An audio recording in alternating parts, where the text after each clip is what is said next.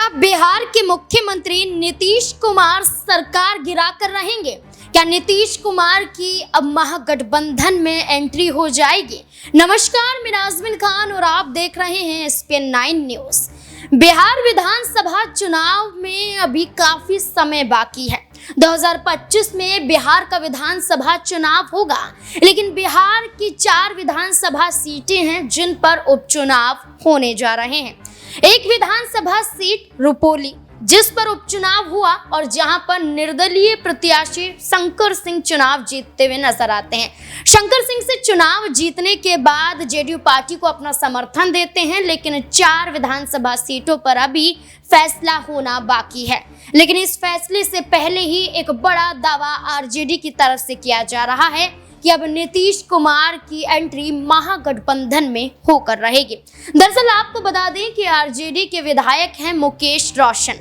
वो भगवान से प्रार्थना करते हुए नजर आते हैं कि नीतीश कुमार को सद्बुद्धि दी जाए ताकि वो महागठबंधन में वापसी कर लें। विधायक जी ये दावा करते हैं कि हम उनका साथ देने के लिए तैयार हैं, बस नीतीश कुमार हमारी तरफ आ जाए। जब आरजेडी अपना हाथ बढ़ाने के लिए तैयार है, तो क्या अब नीतीश कुमार की सीएम चेहरे को लेकर जो मांग है भारतीय जनता पार्टी अभी तक पूरी नहीं कर पाई है? क्या ऐसे में नीतीश कुमार कोई बड़ा फैसला लेते हुए नजर आएंगे या फिर नहीं? इसी से जुड़े हुए तमाम सवाल बनते हैं। मेरे साथ मेरे सहयोगी सिराज मौजूद हैं। सिराज, आपका बहुत बहुत स्वागत है। सिराज, क्या लगता है यहाँ पर आरजेडी के विधायक ने तो एक बड़ी मांग कर दी है, एक प्रार्थना कर डाली है और ये दावा किया है कि नीतीश कुमार को महागठबंधन की तरफ आ जाना चाहिए।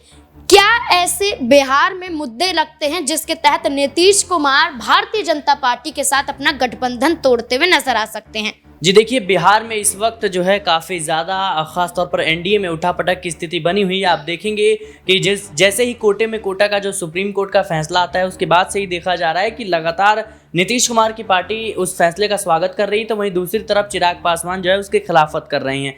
अगर हम बात करें कि जिस तरीके से माना यही जा रहा है कि आरजेडी ने हाथ बढ़ा दिया है गठबंधन के लिए, तो मुझे लगता है ये काफ़ी लंबे समय से जो है चलता आ रहा है। जब से नीतीश कुमार ने आरजेडी का साथ छोड़ा है, तब से आप देखेंगे कि तेजस्वी यादव जो है वो काफ़ी ज़्यादा नरमी बरतते हुए नजर आते हैं और ये जाहिर सी बात है कि कहीं ना कहीं संकेत है कि नीतीश कुमार अभी भी आते हैं तो उनका स्वागत किया जा सकता है। और देखा जाए तो ऐसे कई मुद्दे हैं, खासतौर पर पासवान समाज पर जिस तरीके से लाठीचार्ज हुई थी, उसको लेकर के भी चिराग पासवान काफ़ी ज़्यादा बयानबाजी करते हुए नजर आ रहे हैं। चिराग पासवान जो है नीतीश कुमार के समक्ष इस मांग पर विचार करने की जो है मांग कर चुके हैं, लेकिन मुझे लगता है ये तमाम चेहरे हैं, ये तमाम मुद्दे हैं जिसके तहत नीतीश कुमार की मुश्किलें जो है बढ़ती हुई नजर आ रही हैं। और ख़ास तौर पर देखा जाए तो बिहार को विशेष राज्य का दर्जा उन्होंने दिलाने की मांग करी थी और उन्होंने वादा भी किया था, लेकिन वो मांग दरअसल पूरा नहीं हो पाया। ये एक पहलू ज़रूर बनता है। लेकिन दूसरी तरफ देखा जाए सबसे बड़ा कारण यही होगा कि अश्विनी चौबे ने जिस तरीके से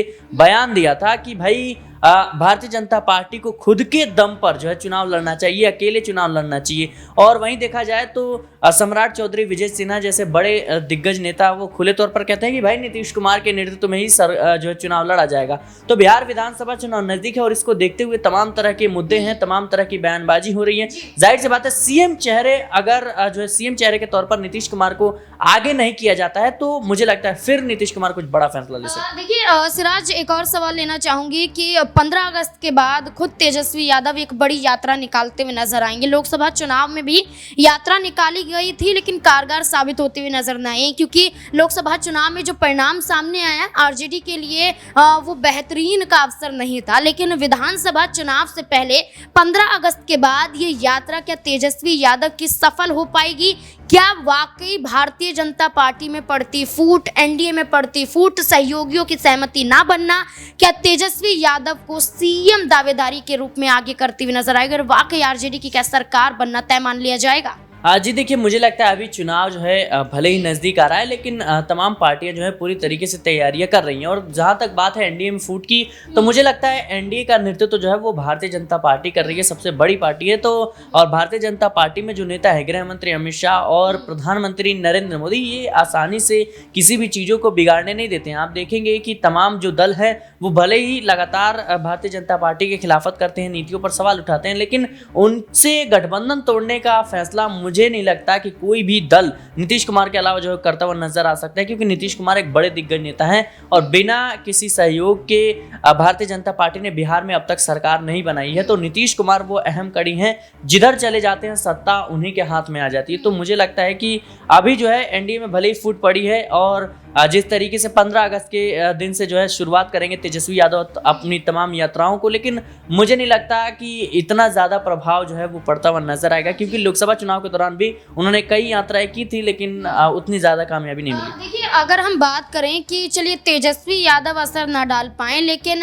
एनडीए के सहयोगी दल तो अभी से ही सीट शेयरिंग को लेकर भारतीय जनता पार्टी को अपने तेवर दिखाते हुए नजर आ रहे हैं। जहां पशुपति पारस 243 विधानसभा सीटों पर चुनाव लड़ने की बात करते हैं, 25 सीटों की मांग जीतन राम मांझी के जरिए की जाती है। तो क्या ये नीतीश कुमार के खिलाफ कदम नहीं है? क्योंकि देखा जाए 243 विधानसभा सीटों पर पशुपति पारस का दावा यह दर्शाता है कि बीजेपी को देनी पड़ेगी और बीजेपी पूरी की पूरी सीटें तो पशुपति पारस को दे नहीं सकती है। तो क्या नीतीश कुमार को चुनौतियां ये सहयोगी दल देते हुए नजर आ रहे हैं?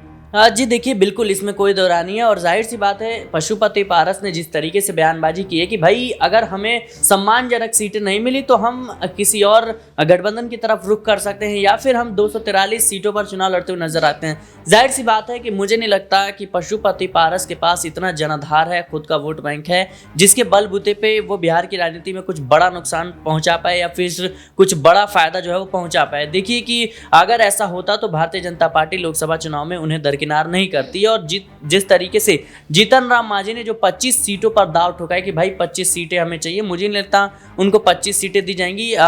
आने वाले समय में मुझे लगता है कि 4 से 5 सीटें उनको 5-6 सीटें जो है उनको भारतीय जनता पार्टी की तरफ से एनडीए की तरफ से मिलता हुआ नजर आएगा। हालांकि देखा जाए तो चुनावी माहौल है और चुनावी माहौल में बयानबाजी होती है, हर पार्टी की महत्वाकांक्षाएं होती हैं, कुछ मांगे होती है जिसको लेकर के लगातार खटपट की स्थिति देखी जाती है। देखिए, बिल्कुल मांग है और यही मांग भारतीय जनता पार्टी पर भारी भी पड़ सकती है। एक आखिरी सवाल लेना चाहूंगी, सम्राट चौधरी जो सूबे के उप मुख्यमंत्री हैं और देखा जाए प्रदेश अध्यक्ष भी थे, लेकिन प्रदेश अध्यक्ष पद उनसे वापस ले लिया जाता है, दिलीप जायसवाल को प्रदेश अध्यक्ष बना दिया जाता है और साथ ही साथ यहाँ पर विपक्षी पार्टियां आरोप लगाती हैं कि नीतीश कुमार में इतना दम है कि सम्राट चौधरी जैसे 10 आदमियों को वो ठिकाने लगा सकते हैं। सम्राट चौधरी को ठिकाने लगाने की कोशिश की जा रही है क्योंकि दिलीप जायसवाल जो हैं वो जेडीयू पार्टी के मंत्री हैं और नीतीश कुमार की हर मांग को मानना कहीं ना कहीं भारतीय जनता पार्टी के लिए एक मजबूरी बन जाता है। सम्राट चौधरी क्या अपने आप को सीएम दावेदारी के रूप में देख रहे हैं या नीतीश कुमार उन्हें भी भारतीय जनता पार्टी से अलग होने का रास्ता दिखाते हुए नजर आ सकते हैं? जी देखिए, जैसे ही प्रदेश अध्यक्ष का पद जो है वो सम्राट चौधरी से छीना गया, यूं कहें कि उन्हें हटाया गया प्रदेश अध्यक्ष के पद से, उसके बाद से ही बिहार की राजनीति में लगातार ये सवाल पूछे जा रहे थे कि आखिर जो है सम्राट चौधरी के खिलाफ इतनी बड़ी कह सकते हैं कार्रवाई क्यों हुई। हालांकि देखा जाए तो सम्राट चौधरी को हटाने के कई मायने निकाले जा रहे हैं। एक तरफ माना यह जा रहा है कि जब से नीतीश कुमार ने एनडीए में शामिल हुए थे और जब से उन्होंने आरजेडी से बगावत की थी तभी से इस बात पर जो है मुहर लग गई थी कि सम्राट चौधरी का हटना तय है प्रदेश अध्यक्ष पद से। वहीं दूसरी तरफ लगातार इस बात को भी कहा जा रहा है कि भारतीय जनता पार्टी में कोई भी व्यक्ति एक समय पर 2 पद जो है नहीं संभाल सकता, इसी वजह से कहीं ना कहीं सम्राट चौधरी को हटाया गया। ये बात खुद सम्राट चौधरी कह चुके हैं। हालांकि मुझे लगता है कि जो उनका वोट बैंक था वो काफ़ी ज़्यादा उसको प्रभावित नहीं कर पाए और लोकसभा चुनाव में जिस तरीके से भारतीय जनता पार्टी को कहीं ना कहीं कई सीटों का नुकसान हुआ, उसको देखते हुए ये बड़ा कदम उठाया गया। देखिए, बिल्कुल यहाँ पर बड़ा कदम उठाया गया है, लेकिन अब ये देखना होगा कि विधानसभा चुनाव से पहले क्या बिहार में छिड़ते घमासान के बीच में भारतीय जनता पार्टी नीतीश कुमार को मनाने में कामयाब होगी या फिर नीतीश कुमार के खिलाफ सहयोगी दलों का कदम उठाना अब भारतीय जनता पार्टी पर भारी पड़ता हुआ नजर आएगा। इस पूरे मुद्दे को लेकर आपकी क्या राय कमेंट सेक्शन में जरूर बताएं। देखते रहें SPN9 न्यूज़। धन्यवाद।